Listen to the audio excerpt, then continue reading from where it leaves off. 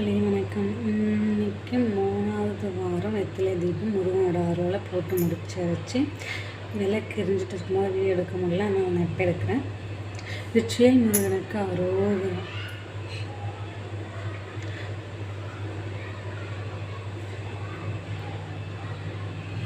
எல்லாருக்கும் முருகன் அருள் எப்போவுமே கிடைக்கணும்னு சொல்லிட்டு நான் பிரார்த்திக்கிறேன்.